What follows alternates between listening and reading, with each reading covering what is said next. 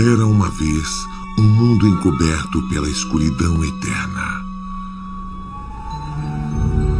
A terra era infértil e não havia vida, exceto num lugar: a Montanha Azul, onde moravam os gnomos azuis.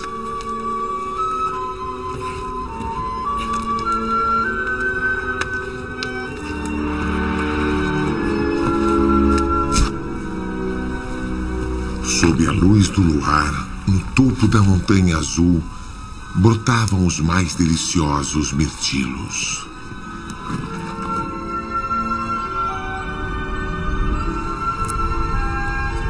Foram esses mirtilos que um dia mudaram tudo. Porque existe mais uma coisa na Montanha Azul: prata mágica.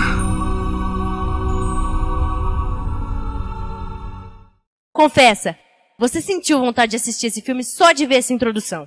E aí, pessoal do YouTube? Beleza?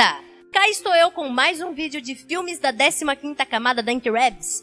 E hoje eu trouxe pra vocês esse filme maravilhoso que eu amo muito, é da minha infância. Poucas pessoas viram, mas esse filme é da minha infância, fez parte da minha infância, que é o filme Prata Mágica. Ele foi lançado mundialmente em 2009 e no Brasil 3 anos depois, em 2012.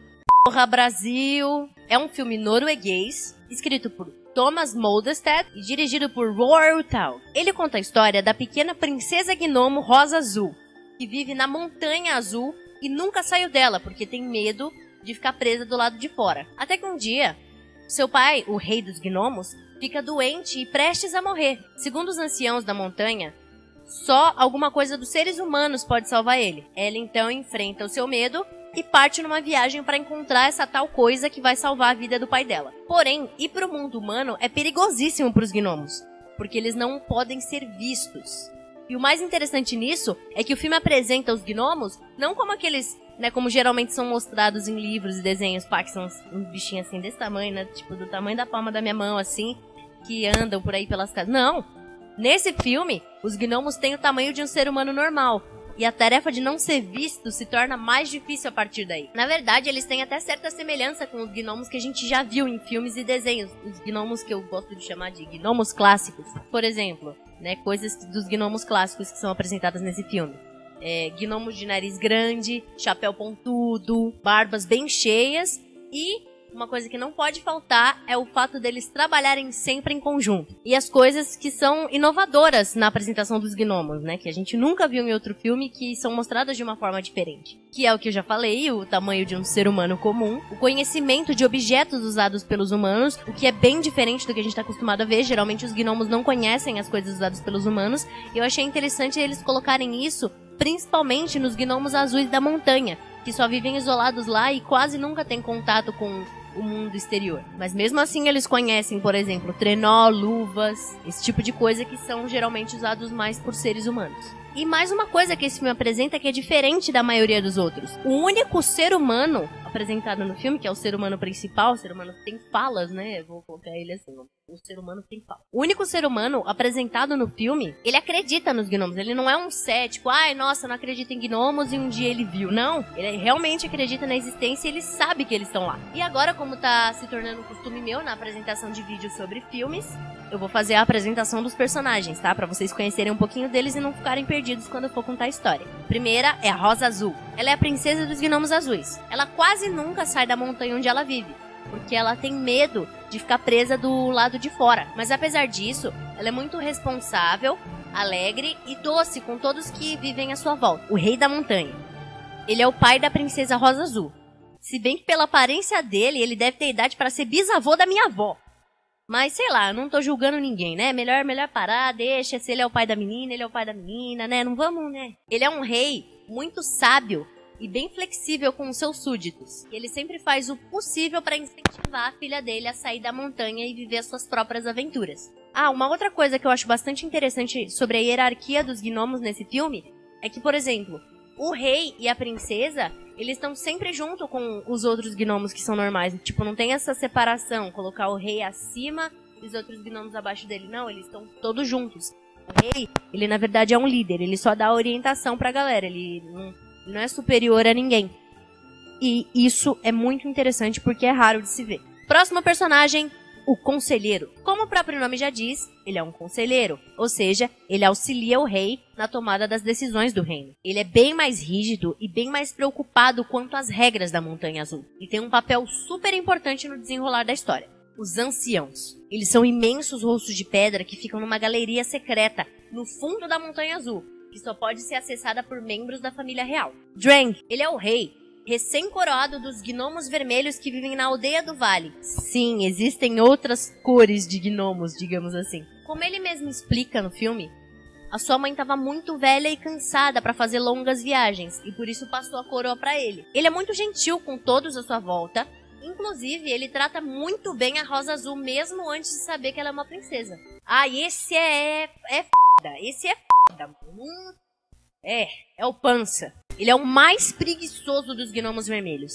Ele é mal-humorado, mandão, e na maioria das vezes ele tá faminto. E além disso, diferente de todos os outros gnomos que são apresentados no filme, ele é super materialista e ganancioso. E ele tem um papel mega importante na história. Então a gente não pode descartar ele, a gente tem que lembrar dele sempre. E por último, o fazendeiro. Esse é o tal do único humano do filme que eu disse. Ele é um dos moradores da aldeia do vale. Ele não parece ser muito ganancioso, mas como ele gosta, como ele tem um crush numa menina lá da aldeia, ele quer sempre mostrar pra ela que ele é muito rico, porque ele pensa que desse jeito ela vai aceitar mais facilmente ele em casamento. E ele sabe da existência dos gnomos na casa dele, ou pelo menos acredita, né, que eles estão lá. E ele não se importa com isso, até o momento em que a Rosa Azul rouba uma coisa importante dele. E agora a gente chegou naquela hora maravilhosa em que eu conto a história do filme pra quem é tão impaciente quanto eu e não consegue assistir os filmes recomendados pelos coleguinhas. O filme começa com uma narrativa sobre um mundo envolto em trevas, onde não tinha nenhum tipo de forma de vida, a não ser num lugar chamado Montanha Azul. No topo dessa montanha brotavam os mirtilos, que eram iluminados pela luz da lua. Um dia, um dos gnomos levou uma cestinha de mirtilos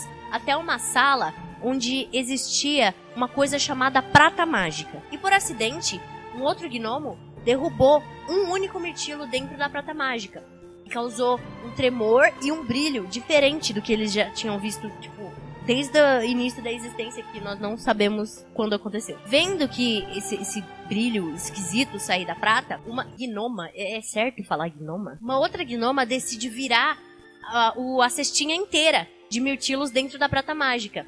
E isso causou uma coisa que eles decidiram chamar de hora mágica, que foi a primeira vez em que o dia aconteceu. Foi a primeira vez em que tudo ficou claro e o sol apareceu. E junto com isso, abriu-se uma entrada ou uma saída na caverna. Só que tem um problema, existe um certo tempo para a montanha ficar aberta. E como a prata mágica é um segredo muito grande, quando a montanha se fecha e um gnomo fica para fora, ele automaticamente desaparece para sempre. Em seguida, a gente descobre que toda essa narrativa estava sendo feita pelo próprio rei da montanha, anos depois, né, da origem da prata mágica, de tudo isso que a gente ouviu. E que ele tá tendo um momento de recreação com as criancinhas gnomos lá, que são súditos dele na Montanha Azul. Em seguida, um garotinho gnomo que não estava participando do momento recreativo entra na sala do trono, anunciando que a hora mágica tá chegando. E imediatamente todas as crianças ficam agitadérrimas e saem apressadas para assistir o ritual da prata mágica. A próxima cena mostra pra gente qual é a relação da Rosa Azul com o mundo exterior. Apesar dela gostar muito de ver como é o lado de fora, ela nunca sai, porque ela tem medo de ficar presa pra fora e sumir. Os amigos dela zoam ela um pouco, chamam ela de medrosa, diz que ela nunca vai sair da montanha e blá blá blá blá, blá essas coisas. E ela fica um pouco chateada, então ela vai pedir conselhos pro pai dela. Depois do fim da hora mágica, a gente descobre que o rei da montanha tá com um problema na visão, que agora ele não enxerga mais a cor azul. Ele enxerga tudo cinza. E segundo as regras dos gnomos, acho que as leis da vida e da morte dos gnomos, isso quer dizer que ele tá perto do fim da vida. A princesa Rosa Azul acaba escutando sobre a doença do pai dela, e lógico, ela fica desesperada, porque, mano, quem é que quer que o pai morra, né? Então ela decide ir até os anciãos perguntar se tem alguma forma de curar ele. E um deles diz pra ela que existiu uma coisa dos humanos que pode salvar o pai dela. E essa coisa é o dinheiro. Ué, mas como assim o dinheiro? Essa é uma parte que eu acho maravilhosa no filme, porque eles fazem uma metáfora, eu não sei a figura de linguagem correta, mas que é a interpretação do Gnomo Ancião sobre o que era o dinheiro é muito interessante. Uma vez, quando eu era jovem, ouvi alguns aldeões chorarem ao lado do leito de um doente. Eles poderiam ter salvado a pessoa se tivessem uma coisa que eles chamavam de dinheiro. Dinheiro? O que é isso? Eu não sei, mas deve ser mágico se pode curar os doentes. E assim, pela primeira vez, a princesa Rosa Azul decide sair da montanha para encontrar a cura pro problema de visão do pai dela. Então ela vai para a aldeia do vale. Chegando lá, ela conhece Dreng, que se apresenta para ela como o rei dos gnomos vermelhos. E como ele mesmo explica, os gnomos vermelhos estão acostumados a ficar mais perto dos seres humanos. Eles cuidam das casas e das fazendas. Então, a Rosa Azul decide perguntar para ele como é o dinheiro. E ele responde que ele é redondo, brilhante e cabe dentro de uma bolsa.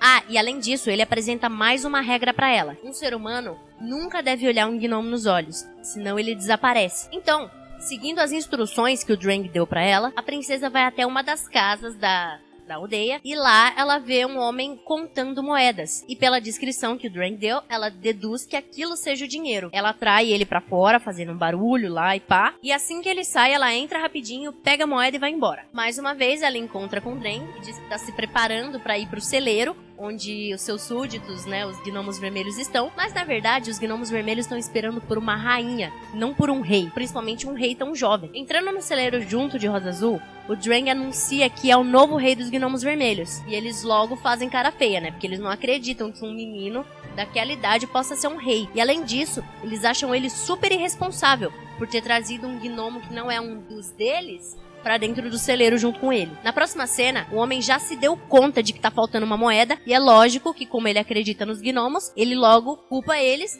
e vai direto até o celeiro pra procurar. Correndo o risco de serem vistos pelo fazendeiro, os gnomos vermelhos são obrigados a deixar o celeiro e ir pro lado de fora. E sem ter outro lugar pra morar, a Rosa Azul decide convidar eles pra ir pra Montanha Azul junto com ela. Chegando na Montanha Azul, os azuis ficam chocados ao ver a princesa Rosa Azul acompanhada por estranhos, porque essa é uma das 3 principais regras dos gnomos azuis. Nunca traga estranhos à Montanha Azul. Ela até tenta explicar o que aconteceu e entrega a moeda pro seu pai, mas ele tá tão decepcionado por agora ela ter quebrado 2 regras, porque os gnomos azuis nunca pegam nada dos humanos, que ele manda ela sair e devolver a moeda imediatamente. E depois ele volta direto pra sala do trono e não fala mais nada. Como não confiam na Rosa Azul por ela ter feito eles perderem a casa, os gnomos vermelhos decidem enviar o Dreng junto com ela como também um teste pra ele, pra ver se ele vai ser um bom rei, pra ver se ele realmente é o rei deles. De volta pra casa do fazendeiro, a gente descobre que ele tá organizando um jantar com o objetivo de pedir a crush dele em casamento. E ao mesmo tempo que o Dreng e a Rosa Azul tentam devolver a moeda, eles descobrem que mais coisas sumiram na casa do fazendeiro. E que não foram eles que roubaram, ou seja, existe outro ladrão. Por causa de um mal-entendido, já que os 2 gnomos estavam tentando devolver a moeda, e nesse meio tempo a aliança de noivado do fazendeiro foi roubada, ele pensa que foram os 2 que roubaram a aliança dele, e como a mocinha, né, a crush dele é a coisa mais importante na vida dele, ele fica mano, e começa a perseguir os 2. Mas como eles são gnomos, eles são mais rápidos, eles conseguem escapar e entrar na floresta pra voltar pra montanha. O problema é que eles deixaram pegadas pra trás. E o homem segue essas pegadas, chegando até a Montanha Azul e meio que adivinhando que a montanha abre, porque imediatamente ele coloca uma pá pra tentar, tipo, abrir uma caverna na montanha, alguma coisa assim.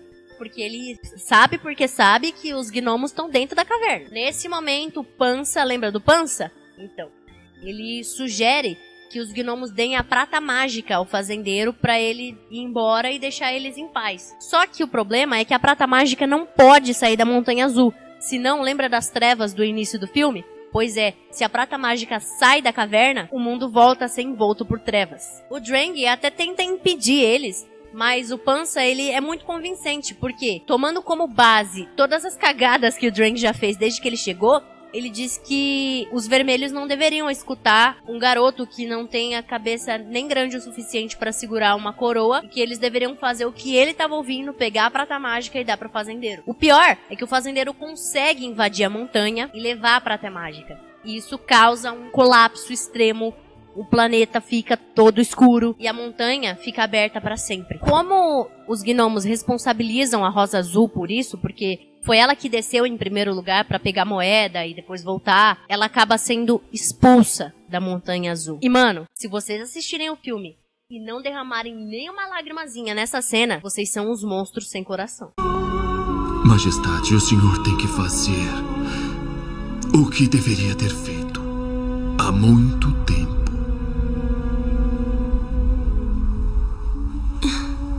Papai?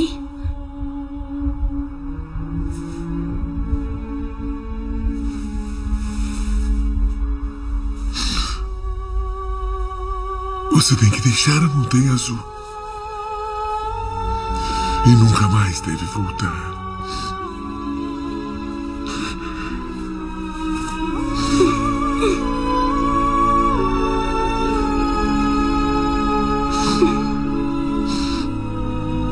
Meu, eu chorei tanto a primeira vez que eu assisti esse filme, nessa cena. Antes que a princesa saia da montanha, alguns gnomos vermelhos sugerem que eles deem outra coisa pro fazendeiro ao invés da prata mágica. E o Drang reconhece imediatamente que as coisas que eles estão sugerindo são os próprios objetos que foram roubados do fazendeiro. E as crianças gnomos que pegaram esses objetos dizem que tem muito mais no baú do Pança. Então foi ele.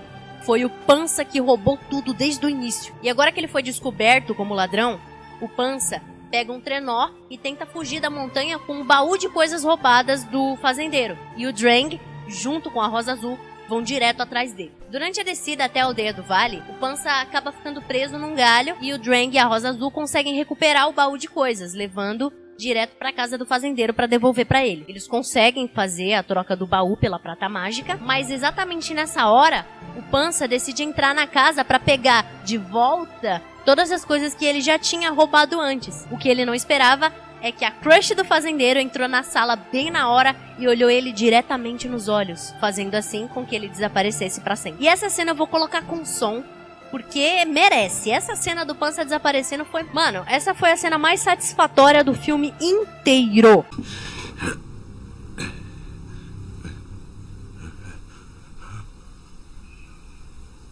Não deve me olhar!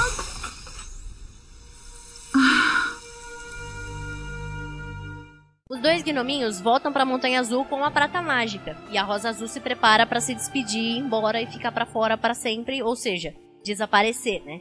Porque os gnomos azuis que ficam pra fora da montanha desaparecem. Mas os gnomos azuis, arrependidos por terem sido tão duros com ela e admirados ainda com a coragem que ela teve de descer lá, enfrentar o Pança e entrar na casa do fazendeiro, pegar a prata mágica de volta, pedem para que ela fique e seja rainha. Finalmente, os vermelhos podem voltar para o celeiro do fazendeiro, onde ele preparou um super banquete para eles. Por quê? Porque ele conseguiu se casar com a Lottie, que é a crush dele.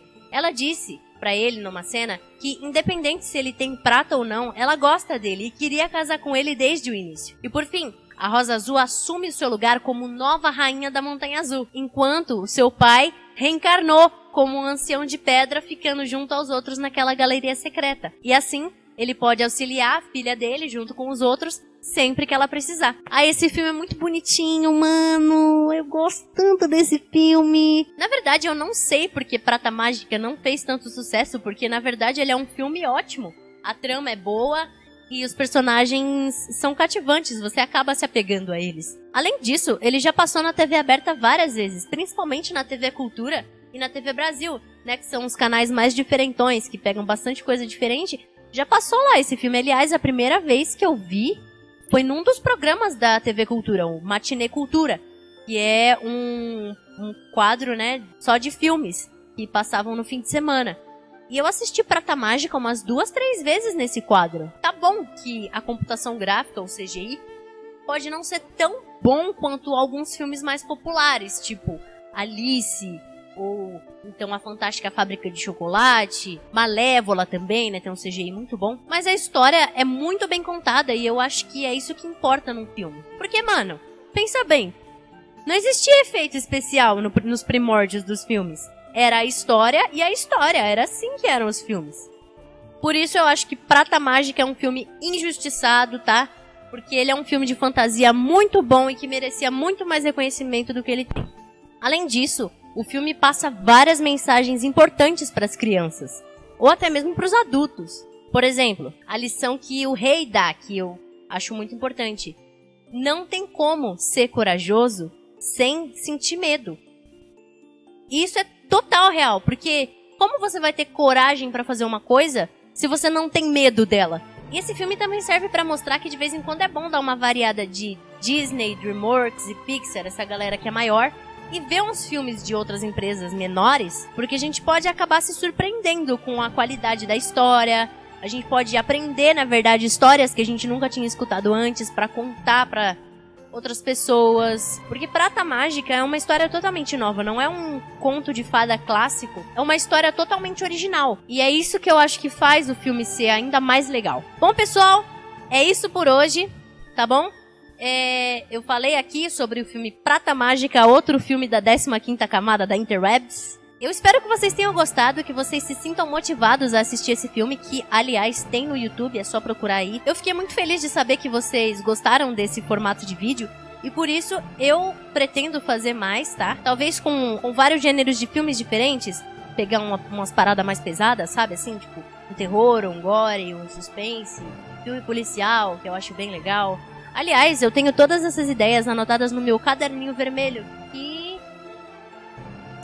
tá na cozinha e eu tô com preguiça de pegar, mas tá tudo anotado lá, então aguardem pros próximos vídeos. Aliás, eu planejei trazer uma teoria de Prata Mágica pra vocês, porque eu consegui desenvolver uma teoria assistindo esse filme. Algumas vezes eu percebi algumas coisas que dão uma teoria muito boa. Muito obrigada por assistirem, tchauzinho e até a próxima!